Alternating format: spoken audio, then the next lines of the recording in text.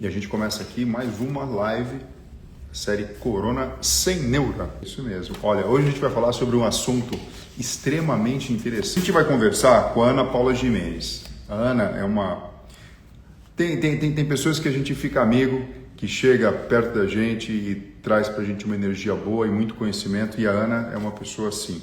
Ela é advogada, doutoranda em Direito Civil e escritora, e ela sabe muito sobre saúde, vamos falar assim, da família, né? Porque a gente sabe que, na verdade, quando a gente está falando de relacionamento, do estabelecimento de vínculos, da coabitação, enfim, filhos, tem tudo, né? Herança, pensão, um monte de coisa aí que envolve a vida real, né? Quando o amor ele transborda simplesmente o sentimento e vira uma realidade no mundo físico.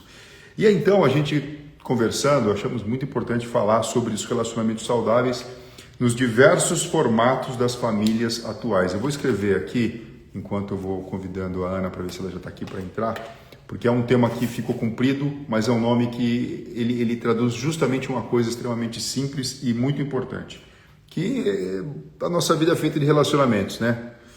Olha, a Ana está aqui, vamos ver aqui, bacana. Eu fico feliz, viu? Obrigado pela audiência, obrigado por vocês estarem.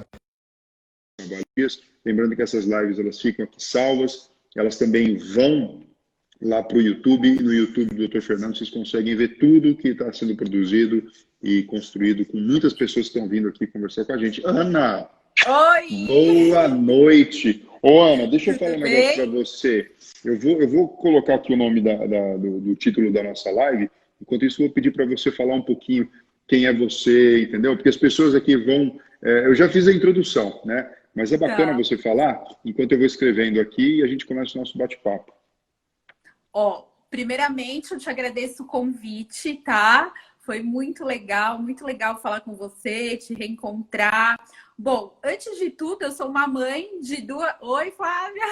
Antes de tudo, eu sou uma mãe divorciada de duas meninas. E a minha especialidade como advogada é no direito de família, tá? Então, eu faço doutorado na Universidade Federal de Buenos Aires. Eu escrevi um livro chamado, ó, Divorciei Agora, para as pessoas que estão passando por esse problema ou que se relacionam com alguém que já tenha filhos ou que vai casar, assim, para evitar esses conflitos justamente de família, né, que a gente tem, de relacionamento, porque eu acho que as pessoas, elas às vezes elas se iludem e acabam indo de cabeça numa coisa que elas já sabem que pode não dar certo, né?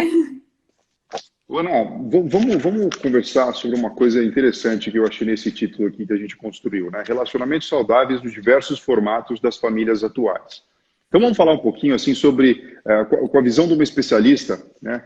Quando eu vou falar, cada um na sua área, cada um especialista na sua área, mas assim, quando eu falo de amor, eu falo de paixão, eu falo de relacionamento romântico, relacionamento companheiro, e enfim, se fica tudo bem, as pessoas vão ficando juntas, se não tem alguma questão, existe a separação, e do ponto de vista biológico é uma coisa, mas quando a gente vem aqui para o mundo dos homens, né, onde a gente tem leis, tem toda uma organização que é importante para a manutenção da saúde da sociedade, a gente percebe que, assim, o conceito parece que mudou, expandiu, indo mais no Sim, sentido... muito. Não, assim, mas mais no sentido da saúde do coração mesmo, a saúde do homem. Você saiu um pouquinho, eu fiquei fazendo aqui um breve histórico, assim, da preocupação que a gente tem do ponto de vista neurocientífico, da psicologia, e eu estava falando o seguinte, Freud foi um dos primeiros a estudar, através do método científico, o amor, né? Então... Sim. É muito bacana esse pontapé inicial que ele deu, mas a preocupação inicial que tinha no século passado, até o finalzinho dele, década de 70, com o movimento hippie, coisas assim, era a manutenção do casamento a qualquer custo. Então, assim, pô, não enche o saco, fica casado aí, acabou. Deus sacramentou, vocês juntaram a escova de dente, não pode separar, não.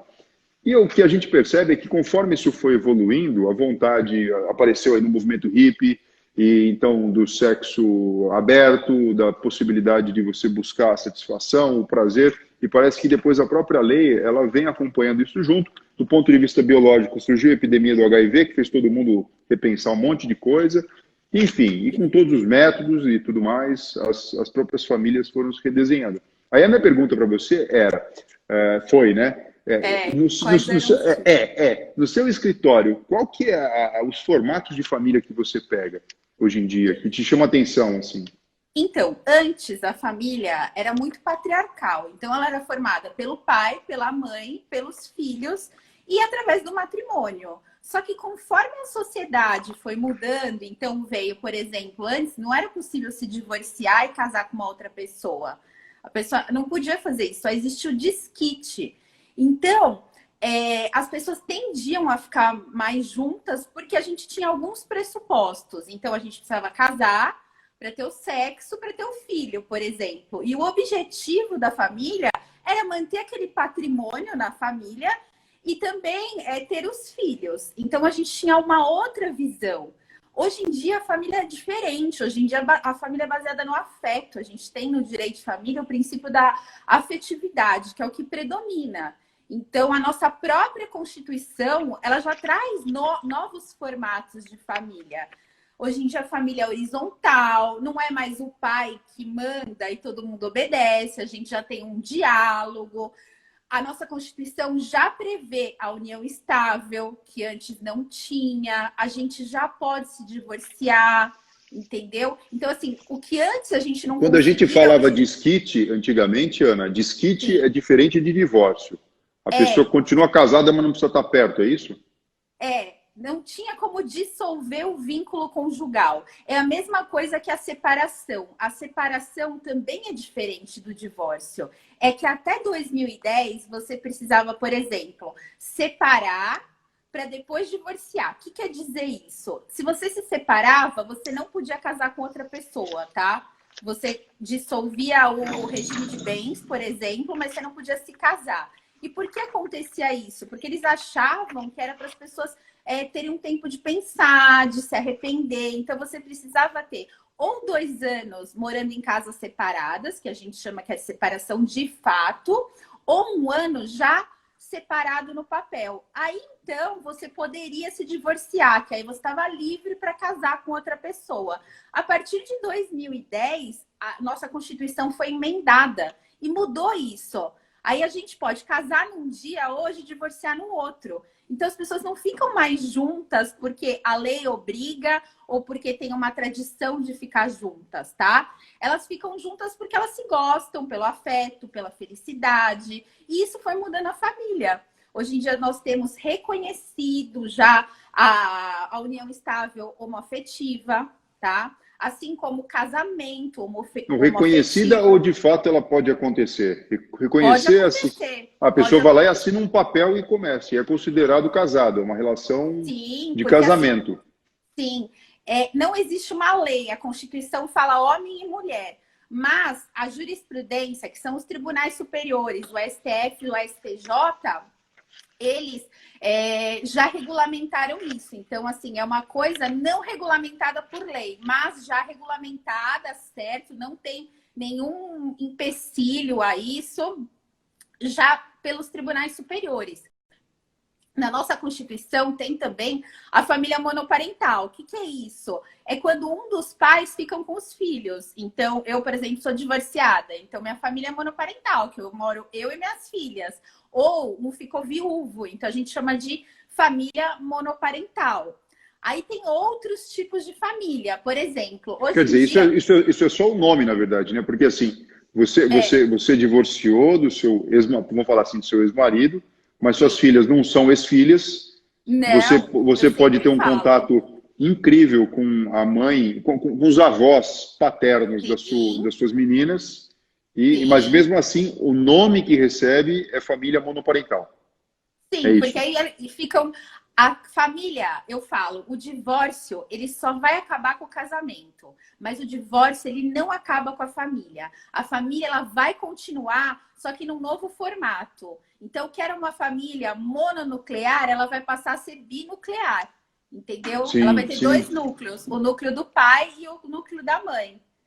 Então, o divórcio, a gente tem que mudar isso. A gente tem que saber que, assim, aquilo lá está terminando só com um casamento, mas que não existe ex-pai, ex-mãe, ex-filhos. E os filhos têm que estar sempre em primeiro lugar. E tem uma frase que eu sempre falo, que é: os filhos, eles não precisam dos pais juntos. Claro que é melhor junto, mas eles não precisam dos pais juntos. Eles precisam dos pais bem juntos ou separados, né? Que é o mais importante. E com isso da gente poder casar num dia e se divorciar no outro, o que começou a acontecer? Os casamentos reconstituídos, que a gente chama de família mosaico. Então eu falo que é aquele filme, os meus, os seus e os nossos. Então são os novos relacionamentos que trazem filhos de relacionamentos anteriores também.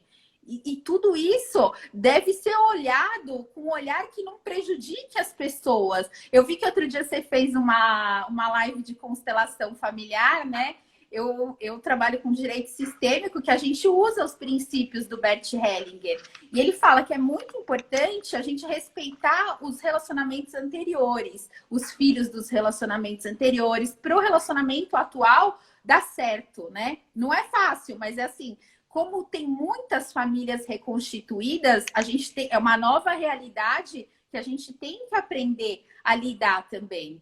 Outro tipo de família que muita gente não sabe é anaparental. Então, por exemplo, duas irmãs que viveram a vida inteira juntas e não casaram, tá? Então, assim, elas têm alguns direitos, por exemplo. Então, é um outro tipo que a gente não enxerga. Não, peraí, você está dizendo o quê? Duas, por exemplo, duas meninas, duas filhas que são irmãs e cresceram juntas. E elas vivem juntas, isso é um tipo de família, é isso? E fica, por exemplo, ficam velhas, entendeu? Nunca casaram. Então, é um tipo de família. Tem um outro tipo também, que é a multiparentalidade. Então, assim... criar, a gente fala que vem da filiação socioafetiva. Então, é o filho do afeto, né? Que antes a gente começou como? Quem era filho antes? Antes era filho o marido da mãe, né? Dizia o nosso Código Civil. O filho era o marido, o pai era o marido da mãe, né? Então, aí depois veio o exame de DNA, com o avanço da medicina. Aí todo mundo começou aquela corrida, aquela busca pelo exame de DNA. Para quê? Para ver quem era o pai. Então, o pai passou a ser o biológico. E hoje em dia, o pai é o socioafetivo. Quem é o pai socioafetivo? É aquele que cria um filho como seu e o filho tem que enxergar aquela pessoa como seu pai. Só que com isso, muitas pessoas não querem deixar o pai biológico. Isso daí é diferente do padrasto e da madrasta, tá? O filho, ele não quer deixar o pai biológico. Então...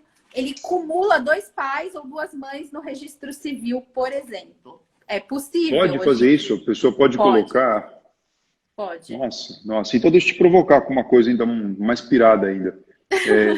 Existe trisal reconhecido? Ainda não. Quando a gente fala de poliamor, tenta falar... Então, está sendo discutido, porque a gente tem uns casos muito importantes, por exemplo, o Mister Catra. O Mister Catra, ele não era um trisal, ou muito mais mulheres ele tinha. Ele tinha uma outra coisa que a gente chama de família simultânea, que é todas têm conhecimento, tá? Mas elas não... O trisal, os três têm um relacionamento amoroso. O poliamor, né? Os três convivem na mesma casa, os três têm um relacionamento amoroso. É diferente da família simultânea. Então, o que o Mister Catra tinha era como se fosse, vamos falar, ele era polígamo. Era o que a gente chamava antes de poligamia. Ele tinha vários núcleos familiares. Não era o poliamor, ele é um núcleo familiar com 3 pessoas, 4, mas aquelas pessoas estão juntas, entendeu? Se relacionam entre si. Agora, a família simultânea, não. Você tem uma mulher com filho, outra mulher com filho, e todas sabem, tá? Mas elas não se relacionam entre elas. Então, são núcleos familiares paralelos. O STJ, que é o nosso Superior Tribunal de Justiça, ele não admite ainda esse tipo de família. Só que a maioria das pessoas que tratam de direitos de família trazem uma questão que querem a regulamentação, assim, se todos sabem, por que só uma mulher vai ter mais direitos do que a outra? Então, é um negócio muito polêmico, porque ainda envolve religião, tem gente que acha imoral, entendeu? Eu não consigo ainda ter uma opinião formada sobre tudo isso, entende? O mais simples, parece, da gente entender, o que parece que é mais... não vou estar sendo aqui, como que eu posso falar para você, preconceituoso, não é isso, mas o que é mais fácil é você entender dois se unindo, né, na constituição do que se chama de família, né? Sim. Que pode ou não ser um casal, enfim, grudado pelo amor romântico ou não, mas de qualquer forma o nome daquilo ali é família, e tem leis que acabam vindo e, de alguma forma, protegendo as pessoas, gerenciando o patrimônio, né, alguma coisa assim. Agora, eu imagino o seguinte, Ana, nessa situação que a gente está passando esses meses com a questão do coronavírus enfim, e coisas assim, a sensação que eu tenho é que a gente colocou uma lente de aumento em diversas situações que antes, não, enfim, o dia a dia tão corrido, com a possibilidade de não olhar um na cara do outro, não conversar, não compartilhar mais tempo, não se tinha. Então, eu vi muita gente, bom, a gente sabe que a agressividade dentro de casa aumentou, existem casos de violência que, putz, não são legais, não precisa chegar nesse extremo, aliás, isso é crime, né? Mas antes dessa questão da agressividade, a questão talvez insatisfação. Muita gente falando assim, puxa vida, deixa eu acabar a quarentena, eu vou separar. Eu tenho um amigo que tem um apartamento pequeno e ele falou assim, você não acredita a quantidade de pessoas que vieram me procurar para alugar o apartamento durante a quarentena, porque eu falou, não aguento mais ficar ali, coisa que suportava antes e parou de suportar. Então, como é que fica a dinâmica da família, né, frente a todas essa miríade de possibilidades numa situação como essa? Porque, assim, vamos imaginar, graças a Deus que as coisas vão começar a se flexibilizar, a gente vai voltar para o nosso novo normal, todo mundo com cuidado aí, com máscara e tudo mais, mas, sim, enfim, vai acabar isso aí, né? Vamos voltar para o nosso normal. Mas, assim, como é que seria a forma mais correta, o justo, honesta? Como faz para ver filhos quando a guarda é compartilhada? Numa situação que, se você for seguir a risca, teoricamente, então você não pode ficar trocando de casa, fica todo mundo numa casa só. Segunda coisa, como fica o pagamento de pensão? Um monte de homem aí, talvez arrimo de família, ou mesmo mulher, sei lá, sendo mandado embora, e de repente, pô, chega a pensão para ser paga. Eu imagino que, assim, isso aí é uma preocupação que fica escondida na cabeça de muitas pessoas, e muitas vezes a gente só fala da questão biológica, né? Do vírus, das outras doenças e tudo, sim, mas tem uma outra tipo de saúde, que é a saúde dos relacionamentos, que pouco se fala, as pessoas não têm muita orientação. Como que ficou isso aí? Como é que você enxerga isso, Ana, como especialista? Então, começou, eu falo assim, a gente vive também um pouco de ansiedade, porque começou o isolamento social, no dia seguinte eu já comecei a receber ligação de pessoas que falaram que já não podiam mais pagar pensão, tá? Então, assim, a gente nem tá, isso daí foi em março, tá? Então a gente nem tava no caos que a gente está hoje. Então a gente não pode alegar uma pandemia assim que nem começou o isolamento social para deixar de pagar pensão alimentícia, porque o filho precisa comer. O filho, ele tem que pagar a escola, ele tem as atividades dele, ele mora numa casa, então tem as contas da casa, tem as despesas. Numa pandemia, sempre que ocorre alguma coisa que mude a possibilidade daquela pessoa que paga pensão alimentícia, ou seja, do devedor de pensão alimentícia, ou muda a necessidade da criança, a gente pode entrar com um pedido revisional de alimentos. Então, você revê a pensão, porque você não está conseguindo pagar, para que você não seja preso.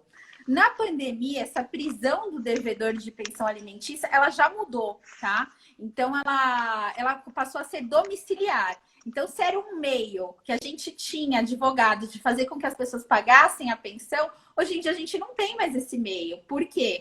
Porque todo mundo está em prisão domiciliar. Então, o devedor de pensão alimentícia, que magicamente aparecia o dinheiro depois que você pedia a prisão, hoje em dia não existe mais isso. Porque qual que é a diferença para ele? Né? Então, você não tem como pressionar, né? A gente não tem mais esse meio de coerção, né, que a gente tinha antigamente. Quer dizer, mas isso é uma coisa temporária, né, Ana? É durante esse período. Por enquanto é durante esse período. O que ocorre também é assim, eu participei no IASP de uma discussão de um projeto de lei, mas que eu acho que nem foi aprovado, nem foi ainda para o Senado, que era assim, os 4 meses do isolamento social, o devedor de pensão alimentícia, ele poderia reduzir a pensão se ele provasse para o juiz que seu rendimento foi diminuído por 4 meses em até 30%, tá? E depois ele pagaria essa diferença em 2021. Mas ficou só no projeto de lei. Não teve andamento. Então, assim, as pessoas que não estão conseguindo pagar pensão, elas têm que entrar com uma ação revisional de pensão alimentícia, mas a gente tem que lembrar que os filhos continuam tendo despesas. Uma coisa que aumentou na pandemia também é a alienação parental. O que é alienação parental? É você usar o seu filho contra o outro. Então, uma das formas de alienação parental é você dificultar a visitação. Então, muitas pessoas usaram... Tipo isso que a gente falou aqui agora. Olha, por favor, você não vem aqui em casa porque está todo mundo em quarentena e você vai trazer o coronavírus para cá. Sim. Ou então vice-versa, né? Olha, você não pega seus filhos porque senão seus filhos vão ter coronavírus e a gente vai ficar misturando famílias, isso não é bom. É isso. Qual que eu falo que é a solução para a gente determinar? Porque o regime de convivência a gente tinha aquele tradicional, metade em cada um, assim, alguns dias na semana no pai, alguns dias na semana na mãe, ou tinha a guarda unilateral, ou finais de semana alternados, férias metade do tempo com cada um. Aí eu falo, e na pandemia? Nunca nenhum juiz, nenhum acordo de visitação, que eu falo que é período de convivência, porque os dois genitores precisam conviver com os filhos. Nunca aconteceu de ter isso olha, essa previsão em caso de pandemia. Então eu falo que a gente tem que usar uma coisa que chama o melhor interesse do menor, que é um princípio que está na nossa Constituição. Como a gente não tem lei para isso, a gente tem que invocar esse princípio. Então, qual que é a primeira coisa que você tem que ver? Como é que faz para a criança correr menos risco? Se ela tem um genitor que está no hospital todos os dias e está na linha de frente e outro que está em home office, então abre mão um período de tempo e fica com o que está em home office, tá? Então, assim, verificar qual que é a profissão dos genitores. Verificar também se essa criança não vai estar com os avós, que tem muita criança que fica com os avós. Ou pessoas que são do grupo de risco, evitar isso, deixar na casa que ela não esteja com essas pessoas que estão no grupo de risco ou que estejam com os avós, né? Então, aí quando os dois pais estão em home office ou os dois estão em coisa segura, por exemplo, está indo trabalhar, mas está indo trabalhar com máscara, pouca gente, aí divide o período. Eu acho assim, é um período que a gente tem que fazer como se fosse férias, né? É muito importante continuar a educação, que continuam tendo aulas online, mas a gente pode fazer uma divisão como se fosse férias, 15 dias com cada um, ou uma semana com cada um, ou passar a semana com a mãe e o final de semana com o pai. O que fica melhor para a criança e não para os pais. Pensar neles primeiro, depois na gente, o que é mais seguro para eles. E você, como médico, pode falar muito melhor do que eu, que eles são vetores da doença, né? E às vezes eles são assintomáticos, né? Então... Não, é super difícil. Eu acho que até a gente que, por exemplo, é médico, entra e sai do hospital a todo momento, tem situações diferentes. Por exemplo, quem está de fato ali no pronto-socorro, só atendendo o coronavírus, em covidário, em coisas que tem até essa denominação, é uma exposição à carga viral constante, né? Veja, eu estou trabalhando todos os dias, estou operando todos os dias. Mas como funciona? Como a gente faz cirurgias em pacientes que têm doenças não relacionadas a coronavírus, em setores que tendem a ser com um risco muito menor, porque são separados, né? Os hospitais já têm essa preocupação. Hospitais, eu estou falando para você todos, hospitais públicos e hospitais privados. Porque a gente já entendeu da área da saúde que não vai rolar, não dá para você travar uma coisa só, senão você começa a perder gente, e estou falando morrer mesmo, por problemas que são solucionáveis, que a gente já aprendeu como solucionar.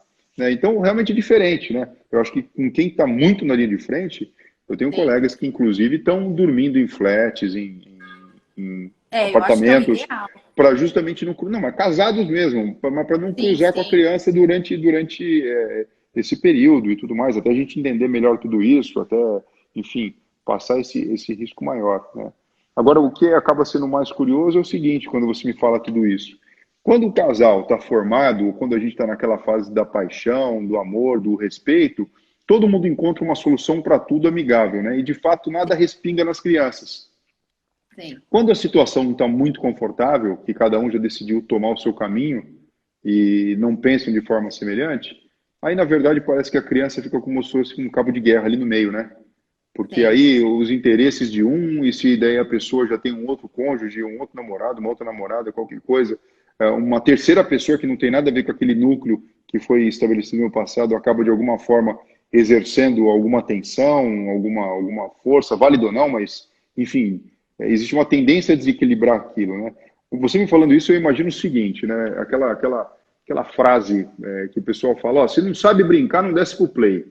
O que eu quero dizer com isso? Se Exatamente. você decidiu ter uma vida amorosa e se relacionar com pessoas, quer seja casando, divorciando, namorando, o que quer que seja, você tem que entender que você está relacionando com pessoas, e pessoas têm sentimentos, têm desejos, têm vontades, mas e a gente também. Só que assim, se a gente não chegar no meio termo para todo mundo, então é melhor você nem começar nada, não tenha nenhuma vida amorosa e nem nada, porque, veja, não tem jeito, você não consegue controlar, né, de forma nenhuma a situação dos outros, e principalmente você não consegue não interferir em quem está em formação, que são as crianças. Então eu acho que acaba sendo enfim, realmente um desafio, e parece que a pandemia colocou uma lente de aumento. Agora, eu escutei histórias curiosíssimas de casais que estavam brigando muito, que não se entendiam porque não paravam junto em casa. E quando veio essa Ah, eu sensação, ia te essa falar necessidade, isso. veio essa necessidade de o povo estar junto, parece que o povo teve tempo de se redescobrir. Você Sim. notou isso no seu Então, escritório? é Tipo, uma isso que eu galera que ia te... estava meio para separar e de repente falou, não quero Então, separar não. teve gente, o que que aconteceu? Teve gente que durante a pandemia, assim, eu já estava dando andamento, eu sempre procuro a via de acordo, né? Trabalhar com o direito sistêmico, com as práticas colaborativas, com a mediação, que é para você Explica para mim, causar menos. quando você fala direito sistêmico, que você fez referência, Sim, inclusive, à constelação familiar, quais são sim. os princípios do direito sistêmico, para a gente entender aqui? Então, você olha, assim, quando você... Porque, assim, o cliente de direito de família, ele chega no teu escritório e ele procura um aliado. Então, ele fala assim, olha, o meu ex, a minha ex fez isso, fez aquilo, fez aquele outro. O advogado mais tradicional, o que que ele faz? Ele fala assim, não, nós vamos ganhar esse processo, nós vamos, nossa, vamos acabar com ele. E a gente está começando uma nova onda de advogados. A onda que a gente preserva mais a família, que a gente enxerga aquele conflito familiar como uma família que vai mudar o formato, mas ela precisa estar saudável, tá? Porque o litígio, ele destrói famílias, assim, eu já vi famílias sendo destruídas no poder judiciário. Por quê? Porque as pessoas pegam a vida particular delas, não conseguem resolver, não conseguem se resolver e dão na mão de um terceiro, que é o juiz, para o juiz ler aquelas páginas e resolver uma vida de anos, entende? Então, um vai sair ganhando, o outro vai sair perdendo. E isso faz com que as pessoas se destruam.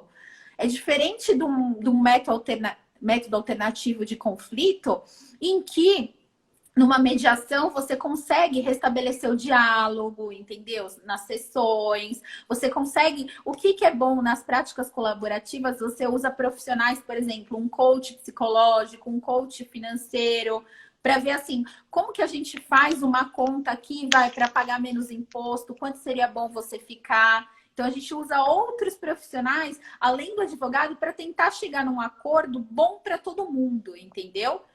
Sem Luana, eu acho, o ganha-perde. É não, o eu ganha-ganha.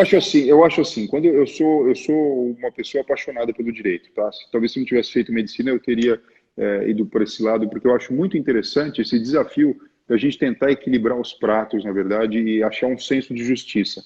Quando eu vejo, por exemplo, essa situação, eu digo para você, puxa vida, na verdade, aqui o advogado tem que estar fingindo que ele é um advogado, mas a alma dele por dentro tem que ser de um psicólogo, Sim, para justamente não acontecer isso.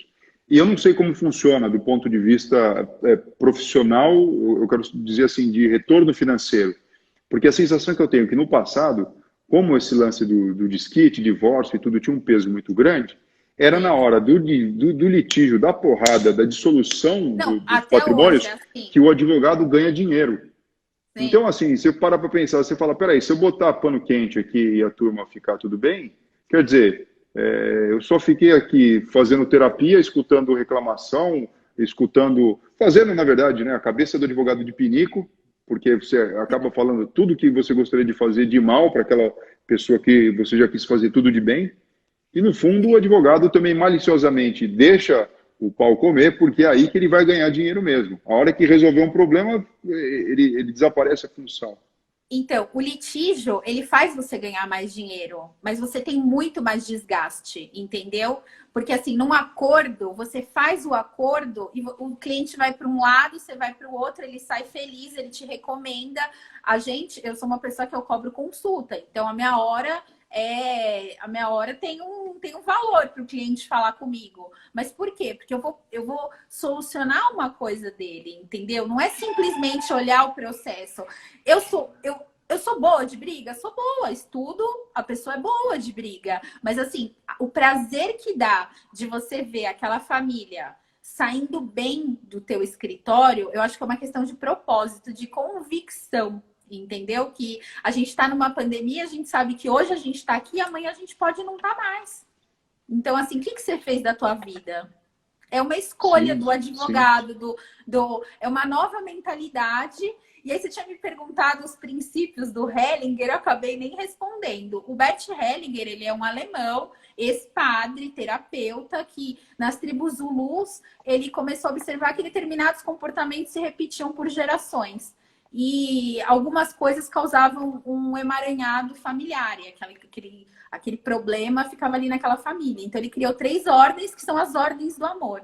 A primeira ordem é o pertencimento, que a gente repete comportamentos da nossa família com o intuito de pertencer a ela. Então a gente faz isso por amor. E se alguém é excluído da nossa família, a gente acaba repetindo esse comportamento com o intuito inconsciente de incluir, tá? Então, assim, por exemplo, um alcoólatra.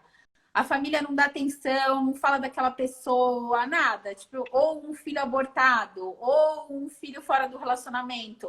Quando a gente não olha para aquela pessoa, alguém da família vai repetir aquele comportamento, tá?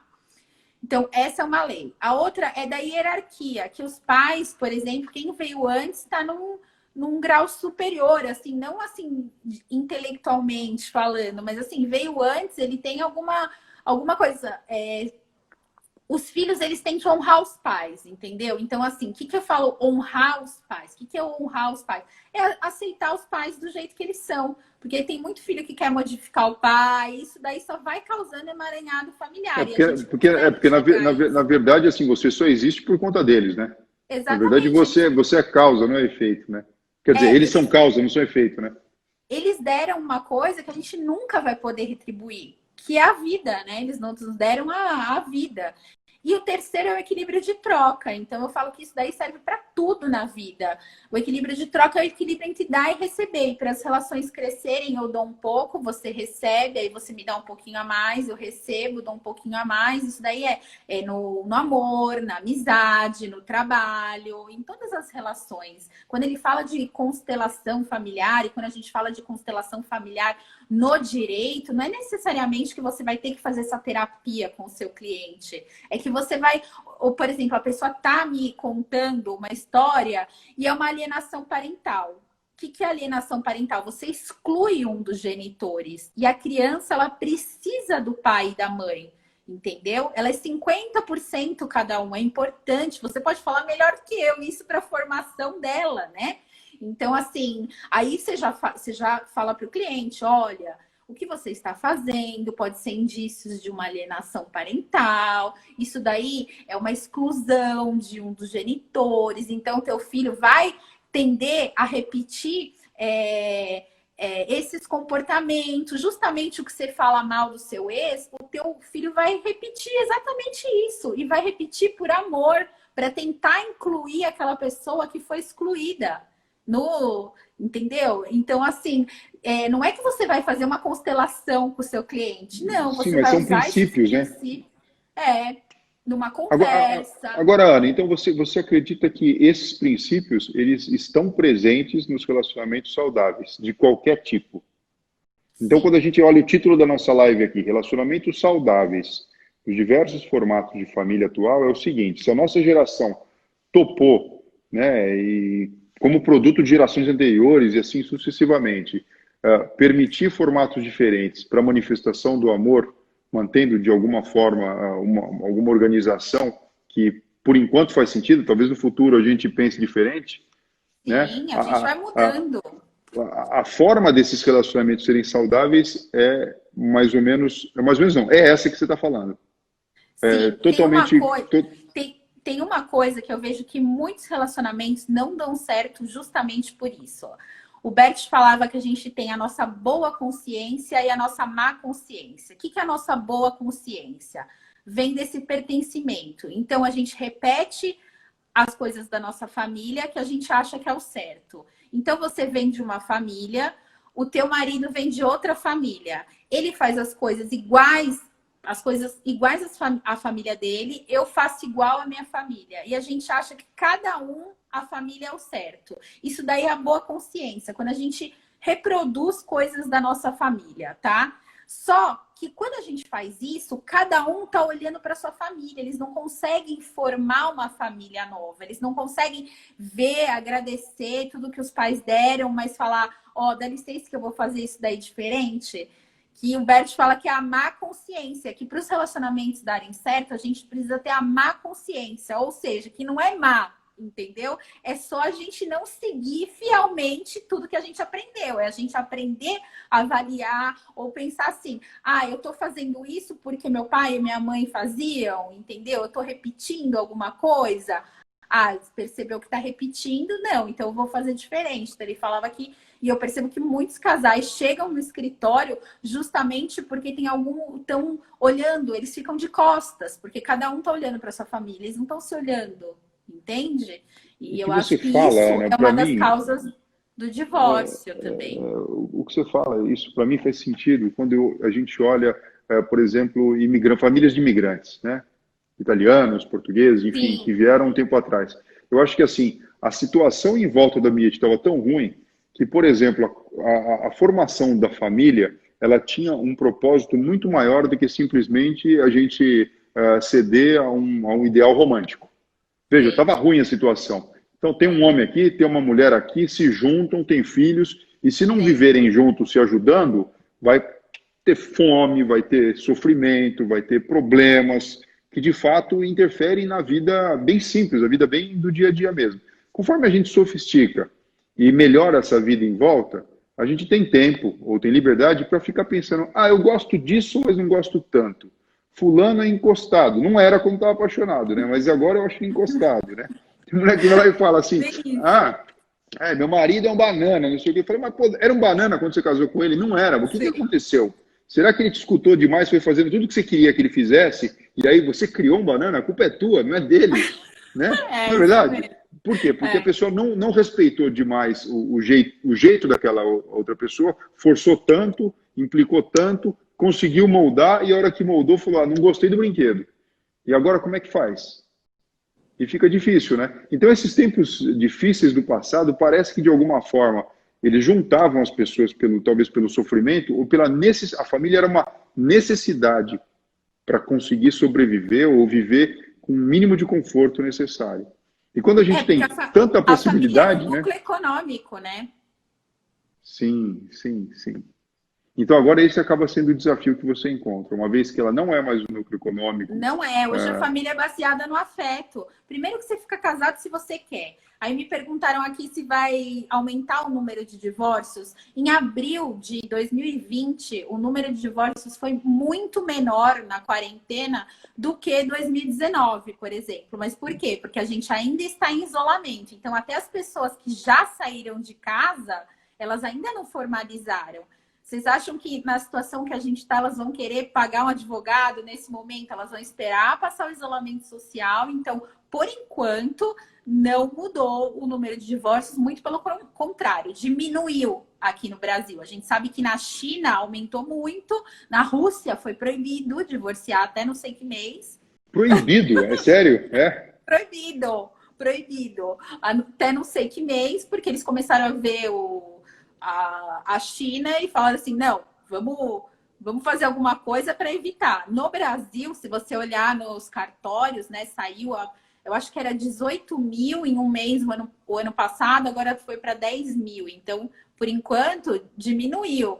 Mas, hoje em dia, a gente fica junto se a gente quer. A gente não tem mais aquele... A mulher separada, hoje em dia, ela é vista com outro olhar. Antigamente, uma mulher separada, nossa senhora, né? Não prestava, qual era o defeito, tudo isso. Hoje em dia é muito mais normal. Então, a sociedade mudou. E aí, tudo mudou, né? As relações mudaram, não tem como. Eu acho que realmente é um desafio muito interessante que você está falando. Quando eu tinha feito o último levantamento, pelo menos aqui no Brasil, se não me engano, fazendo uma proporção bem grosseira, vendo o número de casamento assinado como documento, né, casados, Sim. e no mesmo período divórcios, o número dá mais ou menos aí 30%. Sim, Então, é um não sei se é mais ou terço. menos isso. Ou seja, É um terço. de todo mundo que de alguma forma junta, né? Eu sei que tem a diferença de tempo, né? Então, mas a grosso modo, todo mundo que casa tem 70%, 60% de chance de permanecer casado. O normal, né? Ou o novo normal é 30%, enfim, decidir não viver nesse formato a vida inteira. É isso. Um a cada 3 casamentos termina em divórcio, tá? Então, e a gente tem que lembrar também da união estável, que hoje em dia a Sim. união estável foi equiparada ao casamento com todos os direitos, entendeu? A companheira... Qual que é a definição de união estável? A união estável, ela é uma união pública, ou seja, as pessoas precisam ver aquele casal como se eles estivessem juntos, casados, contínua, então não pode ter interrupção, duradoura, mas não tem mais tempo mínimo e com o intuito de formar família. Só que a lei não diz que precisam morar juntos, tá? Então, o que acontece... Mas então peraí. Então, um namoro, ele pode ser considerado uma união estável? Tem que ter os 4 requisitos. O namoro, às vezes, falta o intuito de formar família, que é um dos principais diferenciadores, porque a gente tem um negócio que chama namoro qualificado. Não, mas peraí. Mas se, por exemplo, a mulher ou o cara querem formar família e o outro não quer formar família? Eu nunca falei tem isso. Família. A gente Então, fala assim, formar não, família... então, mas daí é considerado união estável? Não, porque assim... Tipo, se um falar... Se um falar, eu nunca pensei em formar família com você. Por exemplo, Aí já não é união estável. Ou você já tem filhos com a pessoa e está formando uma família, ou você tem coisas em comum. Então, você tem conta conjunta, ele é dependente no clube, ele é dependente no seu plano de saúde, entende? As pessoas enxergam eles como casados. É diferente do namoro, tá?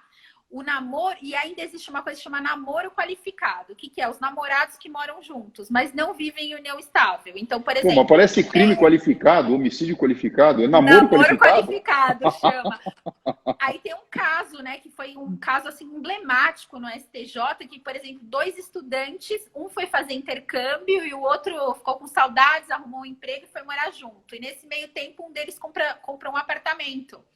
E aí, quando eles separaram, o outro queria direito à metade do apartamento. Aí foi comprovado que não era uma família, que eles só estavam morando junto, porque estavam estudando e o outro trabalhando fora do país. Então, é diferente da família, da união estável. Mas, assim, nessa quarentena que as pessoas estão passando a quarentena juntos, eu já fiz contrato de namoro, viu? É mesmo. Para não configurar a união estável, sim. É mesmo. Mas é estranho isso, né? Porque assim, na hora que você, como namorado, bom, os dois devem ter interesse nesse sentido, né? De assinar isso. É uma coisa meio aberta, assim.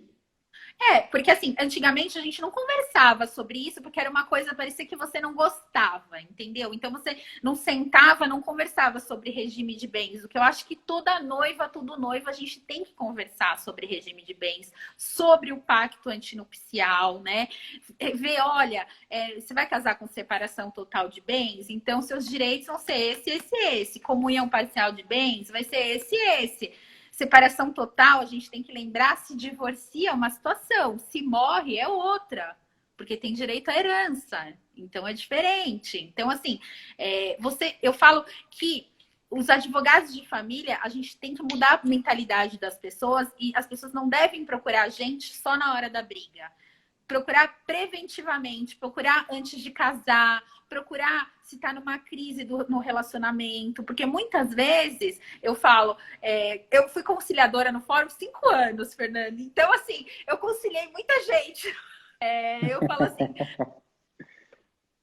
a gente tem que ser preventivo também, não pode ser só na hora da briga. Existe planejamento sucessório, tem que se planejar para casar, para tudo. E até pessoas que se divorciaram há muito tempo, tem a questão dos filhos, né? Vamos ver o que está acontecendo. Está acontecendo uma alienação parental, que é você denegrir a imagem de um para o filho. Que a alienação parental pode acontecer enquanto está casado. É aquela mãe ou aquele pai que fica assim, nossa, não precisa obedecer teu pai, não. Nossa, como teu pai é chato, que fica na orelha da criança. Faz mal da mesma maneira. Fica um parceiro diminuindo o outro, desautorizando o outro, ou na verdade diminuindo, né? Interferindo na relação, né? De alguma forma. Agora é muito bacana, muito bacana aí que você está falando, porque eu fico pensando assim, na verdade, se as pessoas não tivessem, ou a todo momento fizessem esse balanço da independência financeira, Sim. Talvez aí seria o trunfo para a gente não misturar amor com dinheiro. Porque a hora que parece que a gente mistura, né, amor com dinheiro, com sustento, com, enfim, coisas assim, é que os problemas aparecem, né? Sim. Isso acaba sendo mais difícil, né? Na verdade, assim, eu acho que o mundo ideal, o amor a longo prazo, médio prazo, sei lá, curto prazo, ele tem espaço para existir quando, na verdade, você não precisa ficar se preocupando em pagar a conta do outro. É tipo assim, você já resolve a sua vida, eu resolvo a minha vida aqui, e estamos de comum acordo que esse momento, que esse ponto de intersecção que a gente tem nas nossas vidas, ele não está baseado em nada relacionado com carreira, com dinheiro, com sustento, com conta para pagar. Isso aí seria o mundo ideal, né? Mas na prática, quando a gente começa a trabalhar em equipe, que acaba sendo isso quando um casal e as pessoas começam a morar junto, alguns cedem algumas coisas, outros cedem outras, e assim um consegue desenvolver um lado, o outro, e a coisa vai ficando meio embaçada. E no decorrer de um tempo, né, então você bota no horizonte aí 1 ano, 5 anos, 10 anos, isso impacta na captação de dinheiro e até mesmo na organização das contas a pagar, né, e o que são pagas mensalmente e assim sucessivamente. O que eu falo, assim, é que tem bastante diferença entre o casal jovem que está se conhecendo, pretendem ter filhos antes, do que uma família reconstituída, que são aquelas pessoas que já tiveram outros relacionamentos. Essas falam de regime de bens, falam de dinheiro, fazem o pacto antinupcial, fazem testamento, entendeu? Se planejam mais, porque tem filhos de relacionamentos anteriores. Então, assim, são mais planejados. Só que as pessoas, quando estão mais jovens, você pode falar melhor do que eu, na fase da paixão, elas ficam cegas. Ninguém casa para separar, ninguém tem filho pensando em morar longe. Então, elas têm como se fosse um esfumaçado, assim, que elas não conseguem enxergar os problemas, elas não querem, elas só querem ver as coisas boas. Só que a gente sabe que depois de um tempo, a paixão vira amor ou não. E é essa hora que, assim, as coisas se complicam, que você começa a ver defeito no outro, que você fala, nossa, por que eu não planejei isso? Nossa, por que agora, se eu tiver que separar, nossa, vai dar um trabalho, né? Então, por isso que é bom conversar e conscientizar as pessoas que estão numa fase de casar a procurar saber mais os seus direitos e o que pode acontecer de errado. Né? Agora, Ana, assim, eu vi algumas pessoas escreveram aqui um termo que é bastante interessante, que eu acho que deve fazer parte aí também das coisas que você escuta, né? Ah, a pessoa, fulano e fulana casou por interesse, ou se juntou por interesse, né? Enfim, quando a gente vai ver as diversas formas de relacionamento amoroso, se você parar para pensar, uma pessoa só gruda em outra por Por interesse. algum interesse. É que quando a gente fala esse interesse típico aí que a gente fala tanto vai a moça jovem, bonita e pobre, o cara rico, velho e poderoso. Aí tem um interesse. O cara quer ter acesso à beleza dela e ela quer ter acesso à estabilidade e ao dinheiro dele. E chegam num comum acordo ali e os dois se satisfazem. Mas mesmo numa relação em que os indivíduos têm a mesma idade e são muito amigos, existe um interesse entre ambos, que pode ser o interesse de ter uma pessoa que seja parceira, tem interesse em ter uma pessoa que seja legal de companhia, né? Ou então tem interesse de ajudar o outro. Ou, por exemplo, ele é muito legal, eu teria um filho com ele, entendeu? Então, assim, Agora, algum interesse tem, sempre. Não precisa ser só interesse financeiro.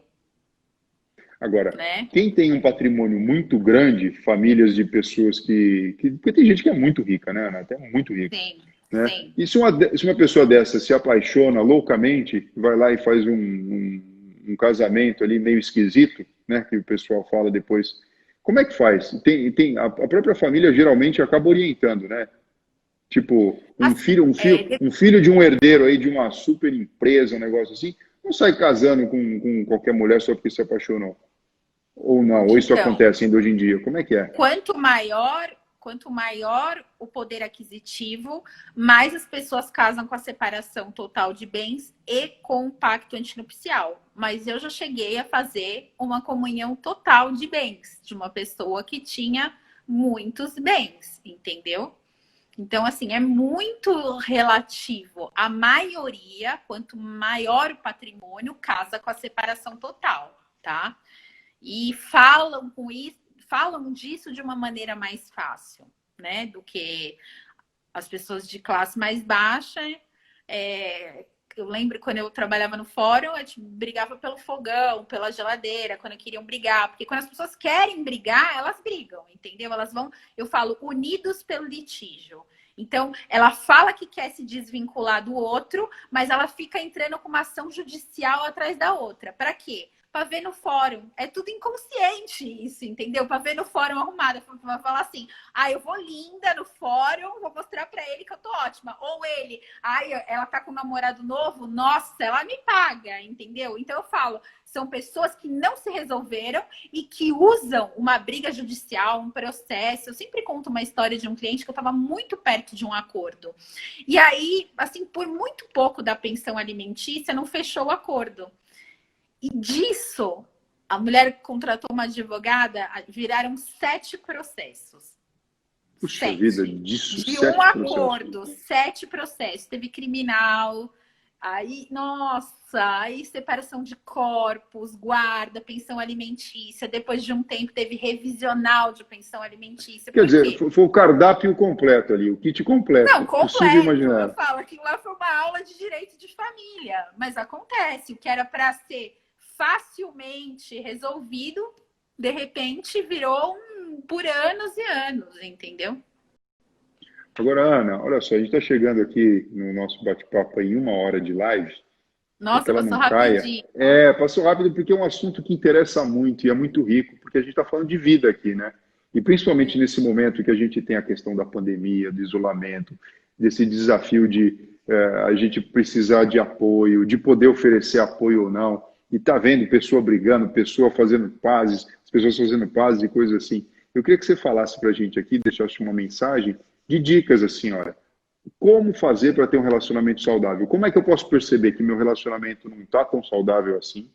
E como eu posso fazer para ter um relacionamento mais saudável? É lógico que a gente sabe que você é advogada, você não é psicóloga, mas você tem um olhar até, eu diria o seguinte, mais privilegiado do que simplesmente um psicólogo que está lidando ali com a matéria bruta do amor, porque o amor tem desdobramentos, né? Da mesma forma que a gente fala que a pandemia, né, o problema que ela está causando não é só na saúde, tem toda uma implicação econômica, financeira, e que machuca tanto quanto a própria existência da doença. Quando a gente vê o amor aí não sendo tratado com uma forma adequada e de respeito, vai machucar o bolso, vai machucar os sonhos futuros, vai machucar o progresso das pessoas. Então, qual que é o que você percebe assim com o olhar? Se você pudesse aí com o seu toque de fada madrinha das pessoas que você daria a sua dica. Então, tem uma pergunta que até foi minha professora, que é a juíza Vanessa Alfiero, ela me deu aula na Hellinger, ela fazia pra gente, ela falava assim, você quer resolver um conflito familiar? Então procura onde está o amor. Aonde que esse amor foi rompido, entendeu? Em que momento?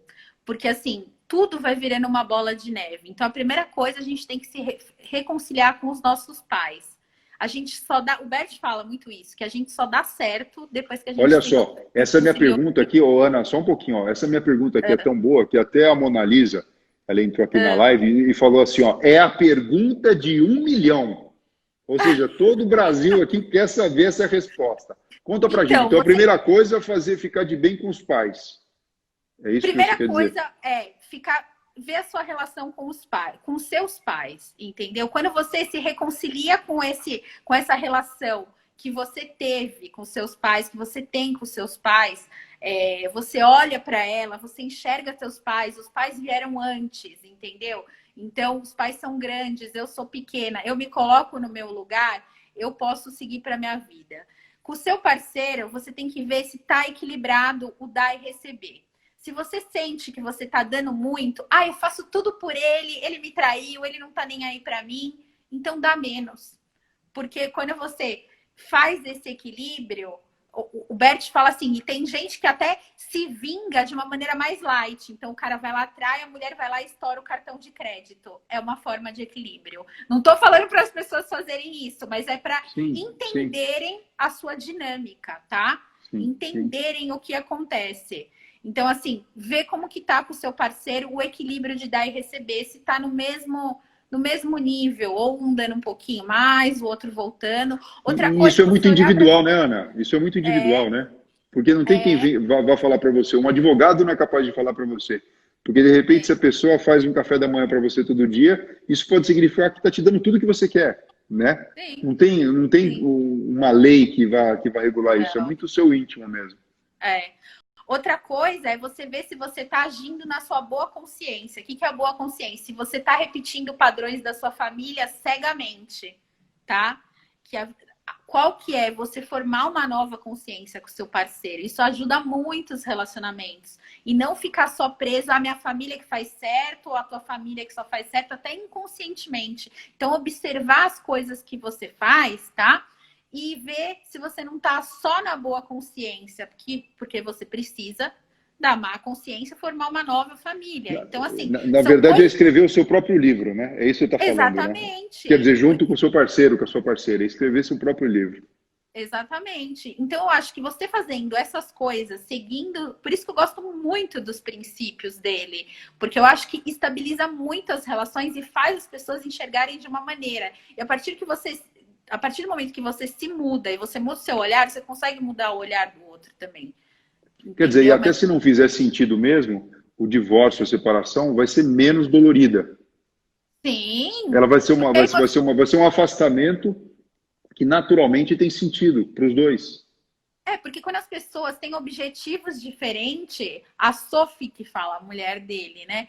Eu fui num seminário dela, fez lá uma constelação e a gente viu assim que era um casal que eles não tinham os mesmos objetivos. Enquanto um estava pensando em ganhar dinheiro, não sei o quê, o outro estava procurando a espiritualidade. Você tem que ter uma base, assim, um norte, porque senão as pessoas começam a ficar muito distantes, elas já não têm mais coisas em comum para fazer, né? E a gente tem que manter isso, né?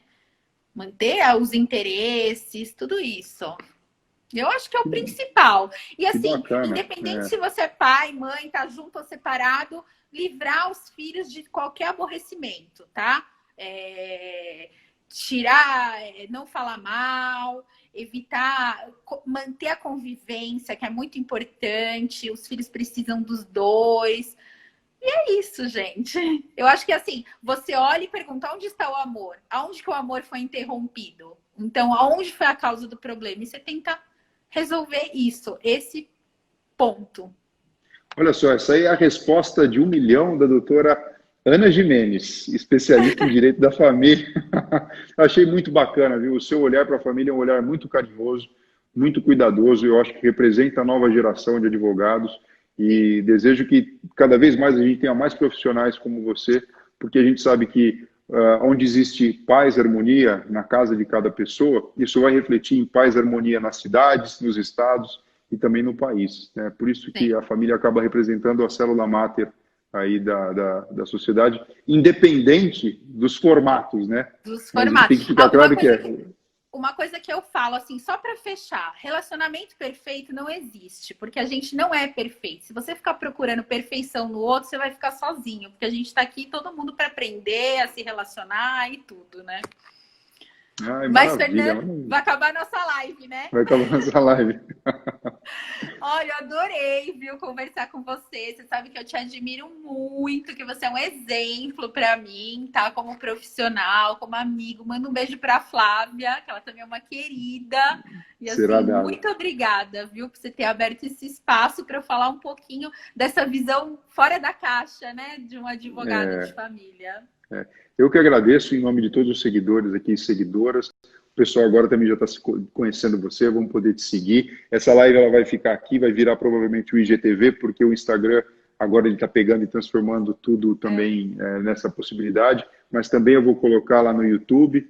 Então, o pessoal que quer aprender aqui, que perdeu um pedacinho e quer voltar lá, vai lá e vai poder aprender muita coisa aí com você, viu? Obrigado, viu? Um beijo no seu coração e certamente a gente vai marcar de conversar mais, porque esse tema ele é muito interessante. É num ponto onde existe a intersecção entre o amor, né, biológico, o afeto e tudo, e a vida real. Né? Exatamente. Então, é extremamente importante. Parece que a pandemia, o isolamento, de alguma forma, trouxe aí uma possibilidade de um olhar diferente para as coisas, né? E no A família vai relacionamento, mudar né? depois da pandemia. Os relacionamentos já não vão ficar mais tão líquidos como estão. Porque as pessoas já não Olha, vão o que mais você está poder falando é sair com todo interessante. mundo, né? Não, olha só, o que você está falando é interessante. Assim que a gente teve a epidemia do HIV, muitas coisas, na verdade, foram repensadas, né? E, agora, e assim, veja, naquela época, isso eu já chamei atenção em algumas conversas que a gente teve na televisão e coisa assim. E naquela época, o produto final foi, olha, não transa com qualquer um e usa camisinha. Foi isso que ficou. O que está ficando agora, veja como a fivela O beijo apertou. na boca, Agora você não né? pode beijar qualquer um. Pô, quanto mais transar. Então, assim, Exatamente. é muito louco. As pessoas vão precisar, na verdade, prestar atenção. É um convite para você não sei se tem esse nome, em si mesmar, né? Olhar para si mesmo e, de Sim. alguma forma, a partir disso, despertar. Tipo a Fênix, né? Despertar melhor. É, Interessante. isso mesmo. Olha só. Obrigada, viu? Super beijo para Beijo você. Boa para você noite. também. Tchau. Tchau.